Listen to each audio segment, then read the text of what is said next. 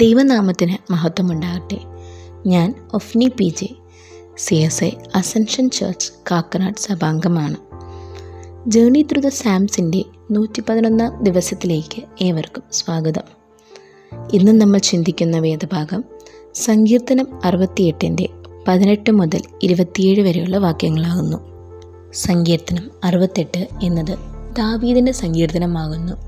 ഇവിടെ ഇസ്രായേൽ മക്കളുടെ മേൽ ദൈവത്തിൻ്റെ വലിയ അനുഗ്രഹങ്ങളെക്കുറിച്ചും അവൻ അവർക്കായി നൽകിയ നന്മകളെയും കുറിച്ചും പറയുന്നു.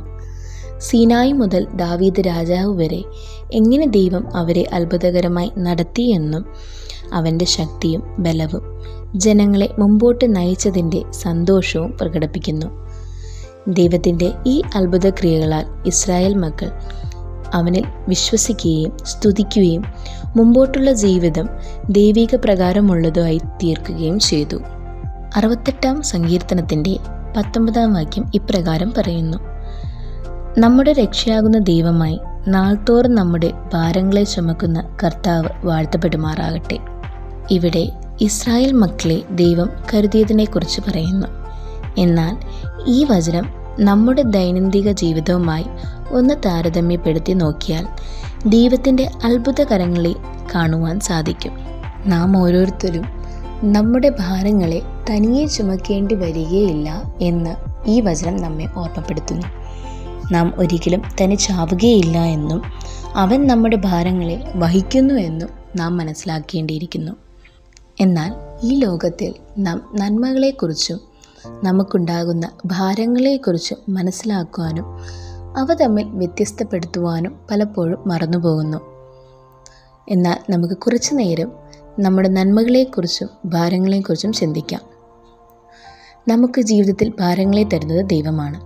ചിലപ്പോൾ നമ്മുടെ അനുസരണക്കേട്, മത്സരബുദ്ധി, പാപം, അവിശ്വാസം, മറ്റുള്ളവരുടെ സ്നേഹമില്ലായ്മ, ദയയില്ലായ്മ മുതലായവ മൂലം ഭാരങ്ങൾ നാം തന്നെ വലിച്ചു കയറ്റുന്നു.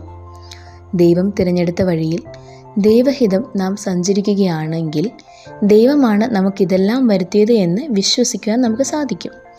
ജീവിതത്തിലെ ഭാരങ്ങളെ നമുക്ക് നന്മകളായി കരുതുവാനും നമുക്ക് സാധിക്കും.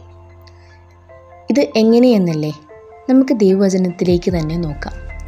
ഇതിന് ഏറ്റവും മഹത്തായ ഉദാഹരണമാണ് അപ്പോസ്തലനായ പൗലോസ്. അവന് ജഡത്തിലെ ഒരു മുള്ള് എപ്രകാരം ഭാരപ്പെടുത്തി എന്ന് നമുക്കറിയാം. അത് നീങ്ങിപ്പോകേണ്ടതിന് അവൻ 3 പ്രാവശ്യം കർത്താവിനോട് പ്രാർത്ഥിച്ചു. എന്നാൽ അപ്പോൾ കർത്താവ് അവനോട് മറുപടി നൽകിയത് ഇപ്രകാരമാണ്. 2 കൊരിന്ത്യരുടെ 12 അധ്യായം 7 മുതൽ 9 വരെയുള്ള വാക്യങ്ങളിൽ നമുക്ക് കാണാം. കർത്താവ് അവനോട് ഉത്തരം നൽകുന്നത് ഇപ്രകാരമാകുന്നു: എൻ്റെ കൃപ നിനക്ക് മതി, എൻ്റെ ശക്തി ബലഹീനതയിൽ തികഞ്ഞു വരുന്നു എന്ന് പറഞ്ഞു. കർത്താവ് ഇപ്രകാരം അവനോട് മറുപടി നൽകുമ്പോൾ അവനതിനെ മനസ്സിലാക്കുവാൻ സാധിച്ചു. അപ്പോസ്തലനായ പൗലോസ് ഇപ്രകാരമാണ് തിരിച്ചു പറയുന്നത്: ആകയാൽ ക്രിസ്തുവിൻ്റെ ശക്തി എൻ്റെ മേൽ ആവസിക്കേണ്ടതിന് ഞാൻ അതിസന്തോഷത്തോടെ എൻ്റെ ബലഹീനതകളിൽ പ്രശംസിക്കും. അതുകൊണ്ട് ഞാൻ ക്രിസ്തുവിന് വേണ്ടി ബലഹീനത, കയ്യേറ്റം, ബുദ്ധിമുട്ട്, ഉപദ്രവം, ഞെരുക്കം എന്നിവ സഹിപ്പാൻ ഇഷ്ടപ്പെടുന്നു. ബലഹീനനായിരിക്കുമ്പോൾ തന്നെ ഞാൻ ശക്തനാകുന്നു. ഇവിടെ അപ്പോസ്തലനായ പൗലോസ് കർത്താവിൻ്റെ ഉത്തരത്തിൽ വിശ്വസിക്കുകയും അവൻ്റെ ആ ബലഹീനതയിൽ തന്നെയാണ് കർത്താവ് അവന് വേണ്ടി ഒരുക്കുന്ന ശക്തിയെ നൽകുന്നത് എന്നവൻ മനസ്സിലാക്കുകയും ചെയ്തു. നമുക്കും പലപ്പോഴും ഇതും സാധിക്കാതെ പോകുന്നു. നമുക്ക് നൽകുന്ന ഭാരങ്ങളെക്കുറിച്ച് കുറ്റപ്പെടുത്തിയും കുശുമ്പും പറഞ്ഞുകൊണ്ട് മാത്രം നാം നടക്കുന്നു. എന്നാൽ നമുക്ക് വരാൻ പോകുന്ന അനുഗ്രഹങ്ങളെപ്പറ്റി നാം മറന്നു പോകുന്നു. കർത്താവ് ഒരിക്കലും നമുക്ക് ചുമക്കുവാൻ കഴിയുന്നതിലപ്പുറമായുള്ള ഭാരങ്ങളെ നമുക്ക് നൽകിയിട്ടില്ല. നാം ഓരോ ഭാരങ്ങളും കഷ്ടപ്പാടുകളും വരുമ്പോഴും അവനോട് പ്രാർത്ഥിക്കുന്നതിൽ അവൻ നമുക്ക് ഉത്തരം നൽകുന്നുണ്ട്. എന്നാൽ അത് നമുക്ക് വിശ്വസിക്കാനും മനസ്സിലാക്കുവാനും സാധിക്കാതെ പോകുന്നു എന്ന് മാത്രം. ചിലപ്പോൾ ചില കാര്യങ്ങൾ നമ്മളോട് കൂട്ടിച്ചേർത്ത് ഉത്തരം അവൻ നൽകും. ചിലപ്പോൾ ചില കാര്യങ്ങൾ നമ്മളിൽ നിന്ന് എടുത്തു മാറ്റി നമുക്ക് ഉത്തരം തരും. ഇതാണ് ദൈവം നമുക്ക് തരുന്ന ഉത്തരമെന്ന് നമ്മൾ മനസ്സിലാക്കുകയാണ് അപ്പോൾ വേണ്ടത്.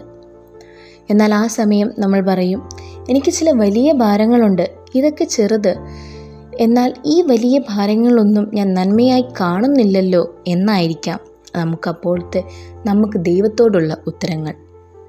എന്നാൽ ഇവിടെ നാം പൗലോസായി മാറുകയാണ് ചെയ്യുന്നത്.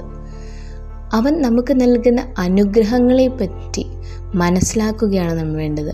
അവനിൽ വിശ്വസിക്കുകയും അവൻ നമ്മുടെ ഭാരങ്ങളെ വഹിക്കുന്നു എന്ന് മനസ്സിലാക്കുകയും ആണ് നാം വേണ്ടത്. നമുക്ക് ഓരോരുത്തർക്കും പലപ്പോഴും ഈ ഭാരങ്ങളിൽ നിന്ന് ഒരിക്കലും പുറത്തു വരികയില്ല എന്ന നിമിഷങ്ങളുണ്ടായേക്കാം. പക്ഷേ അതിൽ നിന്നൊക്കെ നമ്മളെ നാൾതോറും നമ്മളുടെ ബലഹീനതകളെ വഹിക്കുന്നവനാകുന്നു നമ്മുടെ കർത്താവ്. നമ്മളെ നാൾതോറും അതിൽ നിന്നൊക്കെ നമ്മളെ സംരക്ഷിക്കുന്നവനാകുന്നു നമ്മുടെ കർത്താവ്. നാൾതോറും നമ്മുടെ ഭാരങ്ങളെ ചുമക്കുന്നവനാണ് നമ്മുടെ കർത്താവ്. ആ കർത്താവിനെയാണ് നാം വാഴ്ത്തപ്പെടുത്തേണ്ടത്. അവൻ്റെ ഓരോ നാമത്തെയും വിശ്വസിക്കുകയും അവൻ്റെ വചനത്തെ വാഴ്ത്തപ്പെടുത്തുകയും ചെയ്യുക. എന്നാൽ മാത്രം നമ്മുടെ ഈ ഭാരങ്ങളെ അവൻ വഹിക്കുകയും അത് നമുക്ക് അനുഗ്രഹങ്ങളായി തീരുകയും ചെയ്യുന്നത്. നമുക്ക് വരുന്ന ഓരോ ഭാരങ്ങളെപ്പറ്റി കുറ്റപ്പെടുത്താതെയും എന്നാൽ അത് നമുക്ക് നന്മകളായി ഭവിക്കുന്നു എന്ന് മനസ്സിലാക്കുകയത്രേ വേണ്ടത്. നമ്മുടെ ഭാരങ്ങളെ അതിനാൽ ചുമക്കുക. കാരണം അത് നമ്മുടെ നന്മകളാവുന്നു. നമ്മുടെ ബലഹീനതകൾ നമ്മളെ ശക്തിപ്പെടുത്തുന്നു. നാം നമ്മിൽ തന്നെ വിശ്വസിക്കാതെ നമ്മെ തന്നെ കർത്താവിലേക്ക് ഏൽപ്പിച്ചു കൊടുക്കുവിൻ. അവൻ നമുക്ക് സകലവും സാധിക്കുവാനുള്ള ബലവും ശക്തിയും അവൻ നമുക്ക് നൽകുന്നതാകുന്നു. സകല നന്മകൾക്കും വേണ്ടി അവനോട് പ്രാർത്ഥിപ്പിൻ. ബലഹീനതകളിൽ കരയാതെ അവനിൽ വിശ്വസിപ്പിൻ. എന്നാൽ മാത്രം ദൈവം നമ്മോട് കൂടിയിരിക്കുകയും നമുക്ക് എന്ത് വേണം എന്ന് അവൻ അറിയുന്നു. അവൻ നമുക്കായി നൽകുകയും ചെയ്യുന്നു. നിങ്ങളുടെ ഭാരങ്ങളെ കർത്താവിലേക്ക് ഏൽപ്പിക്കുക. അവൻ നിങ്ങളെ അനുഗ്രഹിക്കട്ടെ. ആമേൻ.